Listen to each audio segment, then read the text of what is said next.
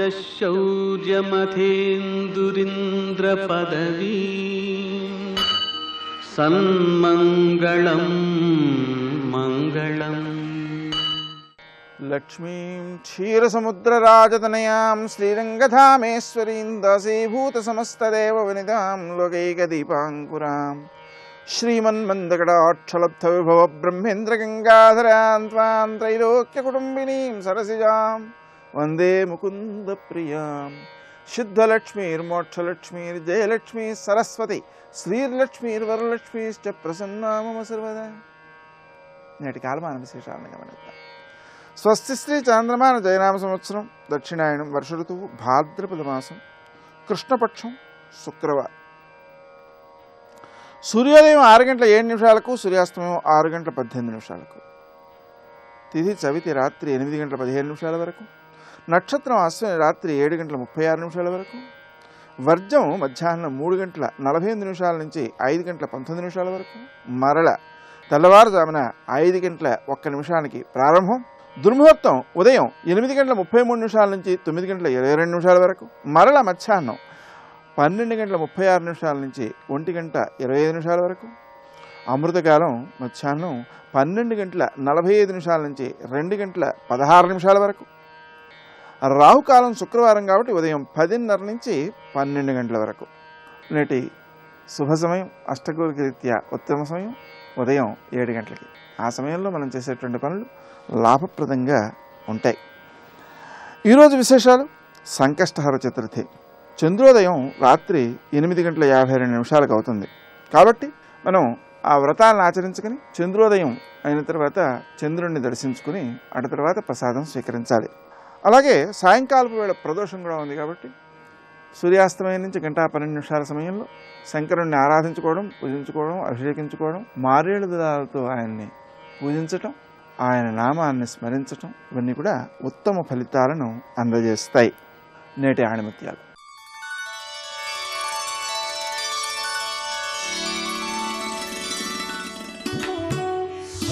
క్రోధమే యముడు, తృప్తే నందనవనం, శాంతియే కామధేనువు, సకల సద్గుణాలను హరించేది క్రోధమే. కాబట్టి క్రోధాన్ని పరిత్యజించు.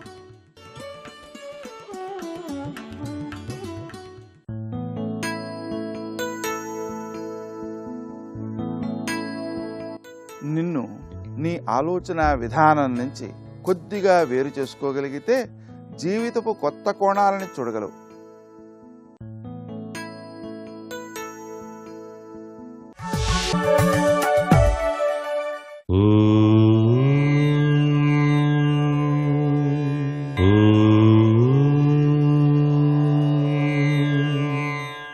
ఓం నమో నారాయణాయ.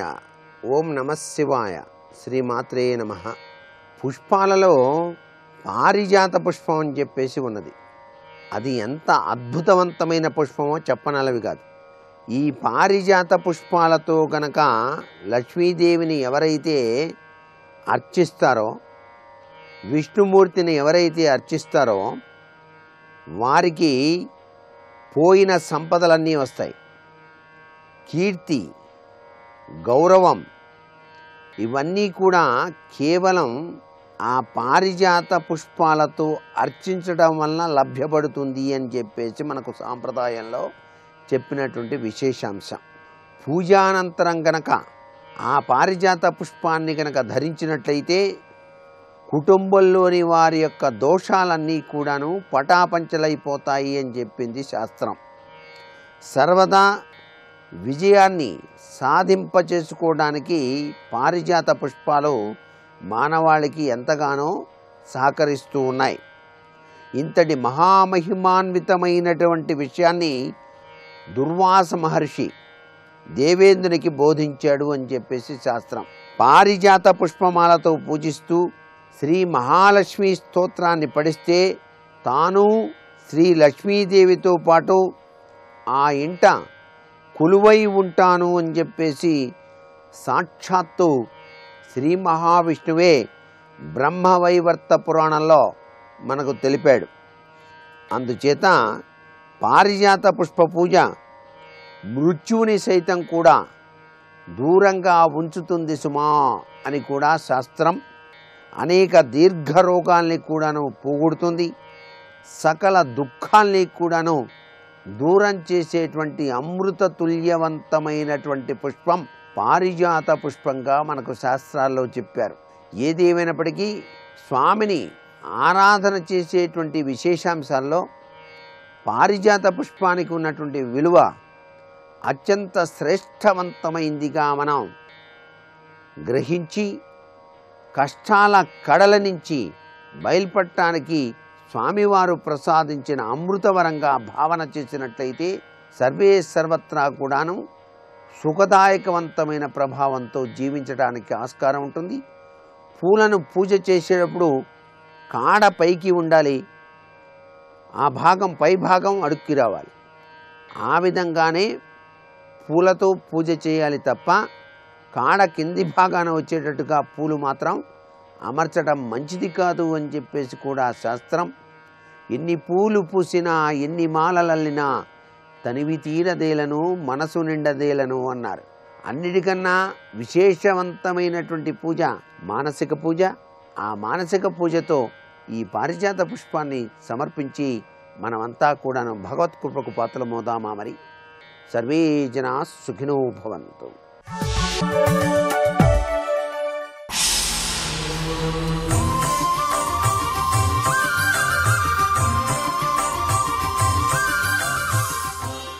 శతక సాహితీ సరస్వతికి నమస్కారం. అకూపారైరేకోదక సమయ వైతండిక జనైః అనిర్వాప్యాం క్షిప్రం క్షపయితుమవిద్యాఖ్య బడబాం కృపేత్వం తత్తాదృక్ప్రధిమ వృషపృథ్వీధరపతి స్వరూపద్వైగుణ్యద్విగుణ నిజబిందు ప్రవహసి. ఈ దయాదేవి అనుగ్రహం పాపాలు చేసిన వారి పైన ఎంత మహత్తరంగా ఉంటుంది అంటే దాన్ని ఎవరూ వర్ణించలేరు. అది ఎలాంటిదంటే ప్రళయ సమయంలో సముద్రములన్నీ ఏకమై మహాజలరాశి అయి విశ్వమంతా కూడా విపరీతమైన కల్లోలంగా అటూ ఇటూ ప్రవహిస్తూ విపరీతమైన ఘోష చేస్తుంటే కెరటాలతో ఆ మహాజలరాశిలో బడబాగ్ని ఉంటే బడబాగ్ని సముద్రంలో ఉంటుంది. ఎంతటి నీరు కూడా ఈ బడబాగ్నిని చల్లార్చలేదు. ఈ భక్తులు చేసినటువంటి పాపములన్నీ బడబాగ్నుల వలె ఉంటే ఆ బడబాగ్నులను ఈ మహాప్రళయంలో విశ్వమంతా ఆవరించిన జలరాశి కూడా అంతటి నీరు కూడా ఈ పాపాలనే బడబాగ్నిని చల్లార్చలేవు. అంతటి మహాఘోరమైనటువంటి పాపములు అలా మిగిలి ఉన్నాయి ఈ భక్తులు చేసినవి. ఈ బడబాగ్ని వంటి పాపములను చల్లార్చేదెవరు? పైగా ఈ అగ్నికి ఒక లక్షణం ఉన్నది. ఇది ఎవరిని ఆశ్రయిస్తే వారి లక్షణాలన్నింటినీ కూడా మృంగివేస్తుంది. అటువంటి ఈ పాపములు అనేటువంటి బడబాగ్నులు పాపములు చేసిన వారిని కూడా మింగివేసేటువంటి పరిస్థితి ఏర్పడుతుంది. అప్పుడు ఈ పాపాలు చేసిన భక్తులు జీవులు వీరు ఏం కావాలి? వీరిని ఎవరు ఉద్ధరిస్తారు అంటే మహాప్రళయ కాలంలో ఉన్న అన్ని సముద్రములతో కూడుకున్న మహాజలరాశి కూడా ఆర్పలేనటువంటి బడబాగ్నుల వంటి ఈ మహాపాపాలని ఈ దయాదేవి దయా ప్రవాహం సల్లార్చి ఆ బడబాగ్నులనే లేకుండా చేసి ఈ జీవులకు పాపమనేటువంటిది పరమాణువంత కూడా లేకుండా చేసి వీరందరికీ కూడా మోక్షాన్ని కలిగిస్తుంది. అంతటి దయా హృదయం ఈ దయాదేవిది. ఈ దయా ప్రవాహం ఎంత శక్తిమంతమైనదంటే ప్రళయకాలంలో ఉన్న సముద్ర జలం కూడా ఆర్పలేని బడబాగ్నుల వంటి పాపాలను ఈ దయాప్రవాహం చల్లార్పి వారికి సుఖశాంతులను కలిగించి మోక్షాన్ని కలిగిస్తుంది అని దయాదేవి యొక్క ఔదార్యాన్ని ఆవిడ దయాహృదయాన్ని వర్ణిస్తూ వైష్ణవ సిద్ధాంత సారంలో ఉన్న ప్రపత్తిని గురించి పరమాద్భుతంగా వివరిస్తూ మహిమాన్వితమైన శతకాన్ని మనకు అందించిన శ్రీమద్ వేదాంత దేశికుల దయాశతకంలోని మరి ఒక శ్లోకం గురించి రేపు ఉదయం తెలుసుకుందాం. ఓం నమో వెంకటేశాయ.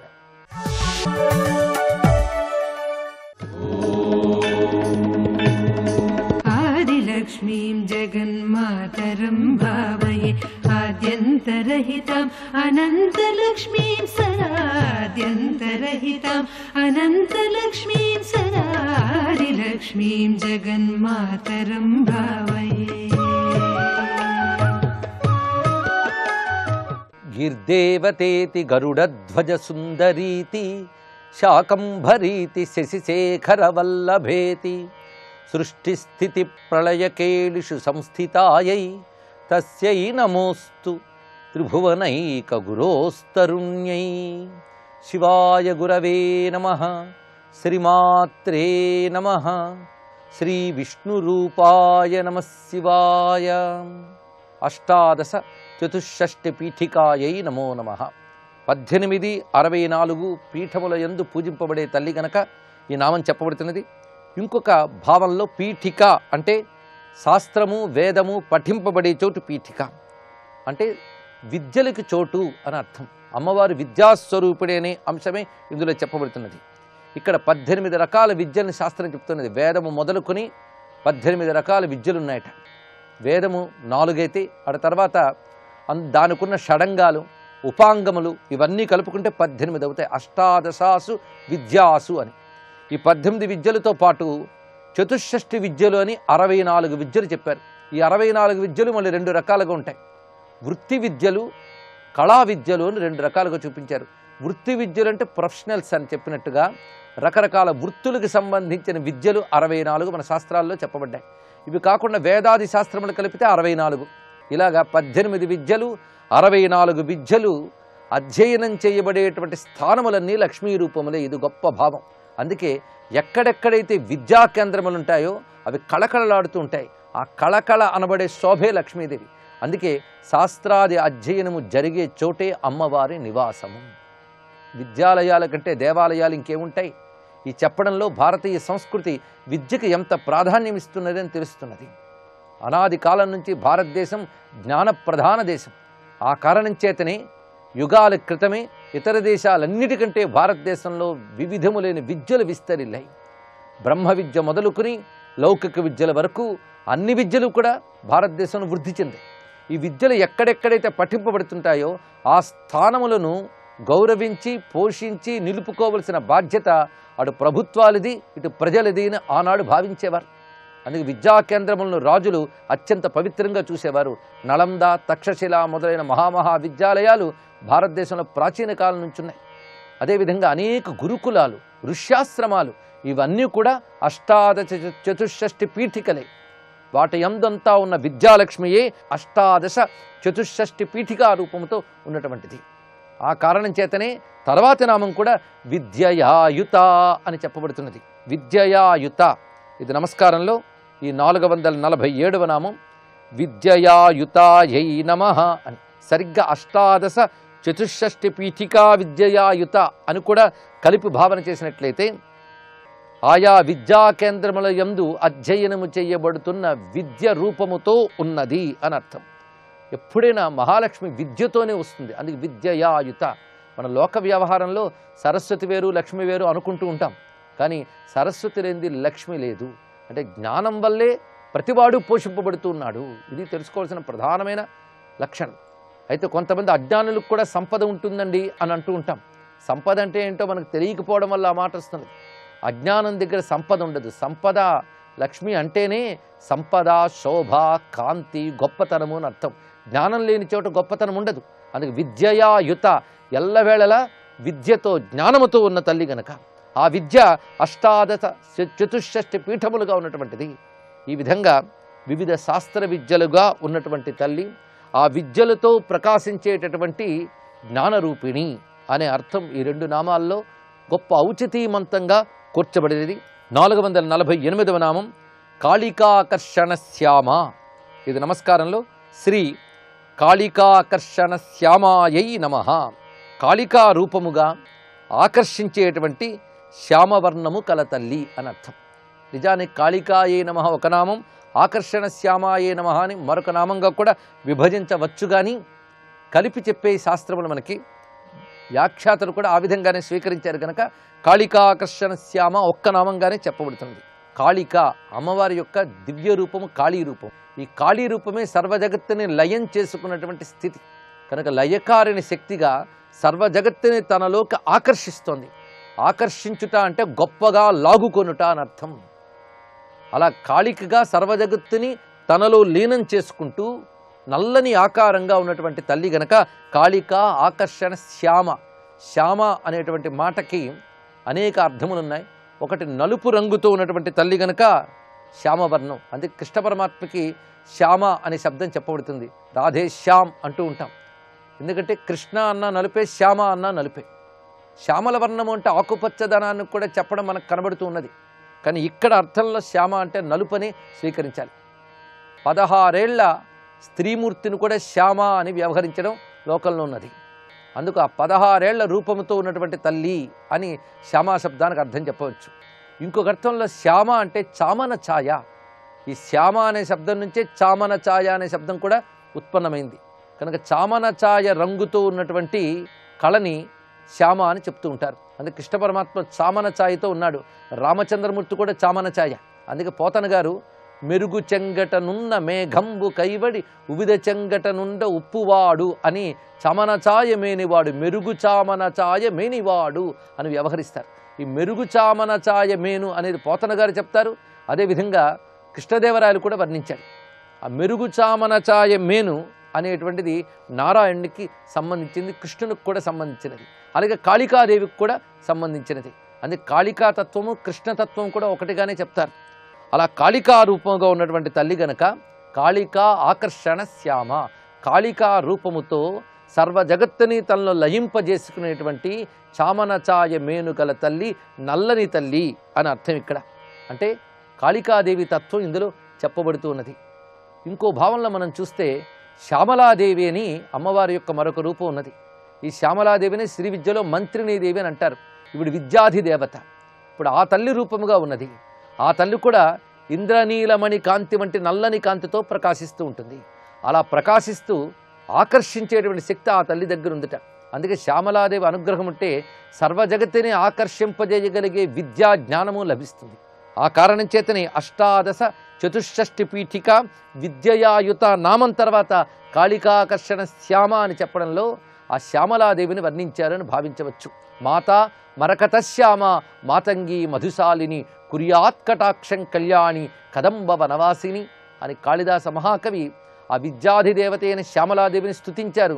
ఆ శ్యామలాదేవి అనుగ్రహం చేతనే మహాకవి కాగలిగాడు. అందుకే విద్యయాయుత తర్వాత కాళికాకర్షణ శ్యామ అని చెప్పడంలో ఆ విద్యాధిదేవత అయినటువంటి శ్యామలాదేవి స్మరింపబడుతుంది. తర్వాత నామాల్లో యక్షిణి కిన్నరేశ్వరి 449వ నామం యక్షిణి. ఇది నమస్కారంలో శ్రీ యక్షిణ్యై నమః. యక్ష శబ్దానికి స్త్రీలింగమే యక్షిణి. యక్షిణీ రూపముతో ఉన్నది అని అర్థం. యక్షులు దేవజాతుల్లో ఒకరు. అటువంటి యక్షిణీ రూపముతో ఉన్నటువంటి తల్లి. అయితే ఈ శబ్దానికి ఇంత మాత్రం చెప్పి ఊరుకుంటే సరిపోదు. ఇది పరాశక్తి పరంగా జగదంబ పరంగా అన్వయించేటప్పుడు ఇంకా ఉదాత్తమైన అర్థం ఉన్నది.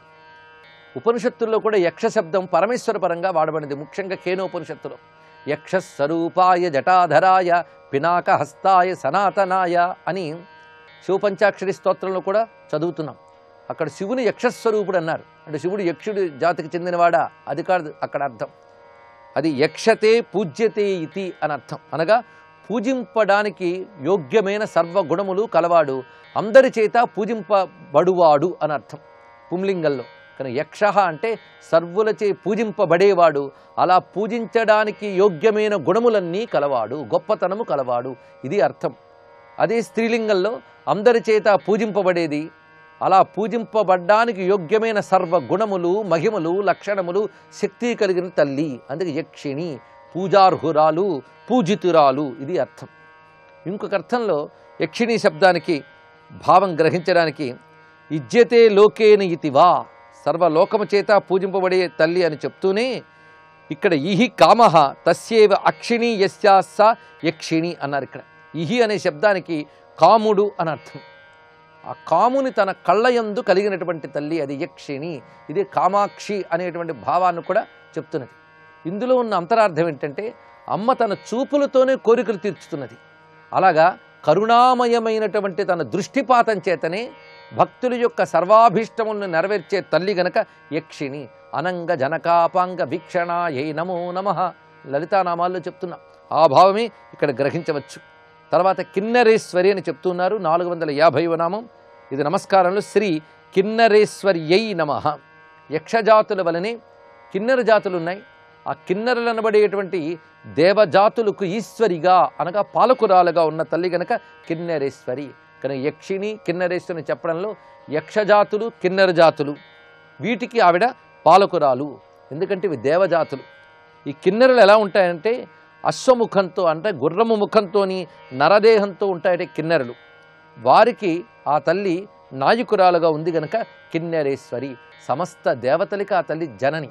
అందుకే దాసీభూత సమస్త దేవవనితాం లోకైక దీపాంకురాం అని కీర్తిస్తున్నాం. సమస్త దేవకాంతులు అమ్మవారిని కొలుచుకుంటున్నారు. అందులో యక్ష కిన్నెర గంధర్వ సిద్ధ చారణాదులు ఎందరో ఉన్నారు.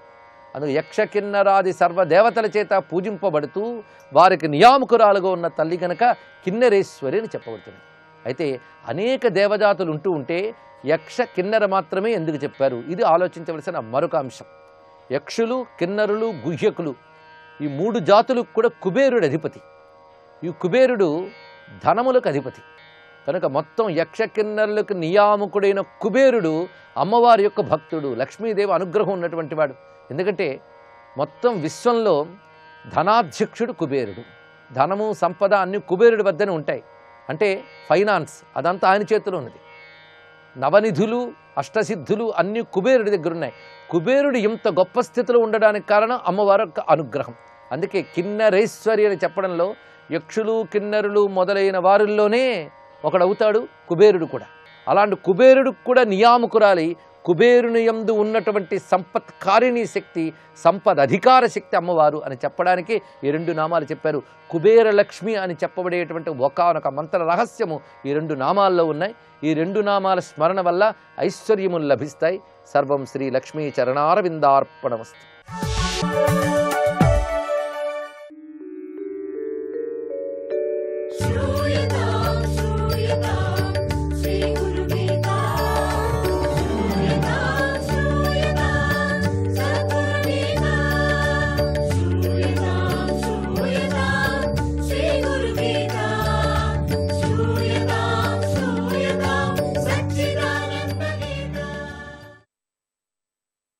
జై గురుదత్త. ఇక మనం కొన్ని ఏదేది ఆచరించకూడదు ఏదేది ఆచరించాలో అనే విచారంగా మనం మాట్లాడుతూ భయం, ఎప్పుడు ఏ ప్రమాదం వాటిల్లుతుందనేటువంటి భయం ప్రతి జీవికి సహజమే. కానీ ఈ భయం పోవాలంటే భగవంతుని మీద విశ్వాసం పెంచుకోవాలి కదా. భయం అనేటువంటిది అందరికీ ఉంటుంది. ఎప్పుడేం జరుగుతుందో ఎట్లా ఉంటుందో ఏమో అని. ఈ భయం పోవాలంటే భగవంతుని మీద విశ్వాసం పెంచుకోవాలి. దానివల్ల ఆత్మవిశ్వాసం కలుగుతుంది. దేవుడి మీద నమ్మకమే ఆ భయాన్ని దూరం చేస్తుంది. ఇదే దుర్వాసన ప్రతీకారం. ఇది సాధించటమే సాధకుడి ఉత్తమ లక్ష్యంగా ఉండాలి. విద్య గర్వము. విద్యకు వినయమే ప్రధానం కదా. హృదయంలో వినయం బలంగా ఉంటే వాడి విద్య కొంచెం లోపంగా ఉన్నా అది నమస్కరించదగిందే కదా అన్నారు. అదే హృదయం నిండా గర్వం ఉంటే వాడి విద్య పరిపూర్ణమే అయినప్పటికి కూడా అతడు గొప్ప పండితుడే అయినా ఆ విద్యకు ఉపయోగం లేదు అన్నారు. విద్యకు వినయమే ముఖ్యము అన్నారు. వినయం లేకపోతే దానికి భూషణమే లేదు అని. అది ఆత్మోన్నతికి కానీ సమాజానికి కానీ మేలు చేయలేదు. అంతేగాక ఒక్కసారి అది ప్రమాదానికి కూడా దారి తీయవచ్చు. దీనికి నిదర్శనంగా భారతంలో మనకు చక్కని కథ కనిపిస్తుంది. చదువుకునే రోజుల్లో అర్జునుడికి అశ్వత్థామకి మంచి పోటీ ఉండేది. ఇద్దరూ అస్త్రాభ్యాసం నేర్చుకుంటున్నారు. అస్త్రాల్లో బ్రహ్మశిరోనామకాస్త్రం అనేటువంటి ఒక శక్తివంతమైన అస్త్రం ఉంది. ఆ అస్త్రాన్ని బోధించమని అశ్వత్థామ ద్రోణాచార్యుని అనేక సార్లు ప్రార్థించాడు. అది బ్రహ్మాస్త్రం కంటే పై అస్త్రం. అందువల్ల ద్రోణాచార్యుడు త్వరగా దాన్ని ఉపదేశించలేదు. చివరకు ఒక రోజున ఆయన అర్జునుడికి అశ్వత్థామికి కూడా ఇద్దరికి ఆ అస్త్ర ప్రయోగం ఉపదేశించాడు. అయితే ప్రయోగంతో పాటు ఉపదేశించవలసినటువంటి ఉపసంహార విధానం మాత్రం ఉపదేశించలేదు. అస్త్రం యొక్క ఉపసంహారం తెలిసినప్పుడు మాత్రమే ఆ అస్త్రం ఫలిస్తుంది. ఉపసంహారం తెలియకుండా అస్త్ర ప్రయోగం చేయకూడదు కదా. అశ్వత్థామ చాలా బాధపడ్డాడు. ఆ రోజుల్లోనే తమ వయస్సు వాడే అయినటువంటి శ్రీకృష్ణుడు సుదర్శన చక్రాన్ని సంపాదించాడని అశ్వత్థామకు తెలిసింది. అది విని చాలా ఆశ్చర్యపడ్డాడు. కృష్ణుడి దగ్గరికి వెళ్ళి, ఏమయ్యా కృష్ణ, నువ్వేదో సుదర్శన చక్రం సాధించానని నేను విన్నాను, చాలా సంతోషమైంది. నేను కూడా అసాధ్యమైన బ్రహ్మశిరోనామకాస్త్రం సాధించాను. కాసేపు నువ్వు నేను అస్త్రాలు మార్చుకుందామా అన్నాడు. శ్రీకృష్ణుడికి అశ్వత్థామ హృదయంలోని గర్వము, అసూయ స్పష్టంగా తెలిసాయి. అయినా ఏమీ తెలియనట్లు, అమ్మో, నీ అస్త్రాన్ని నేను భరించలేనయ్యా, నీకు కావాలంటే సుదర్శన చక్రం పూజామందిరంలో ఉంది, తీసుకో అన్నాడు. నీకు కావాలంటే అది తీసుకో, కానీ నీతో నేను భరించలేను, నీ అస్త్రాలు నేను ఖండితం భరించలేనన్నాడు. అశ్వత్థామ సంతోషపడి గర్వంగా పూజామందిరంలోకి వెళ్ళి ఆ చక్రాన్ని తీసుకోబోయాడయ్యా. జయ గురుదత్త,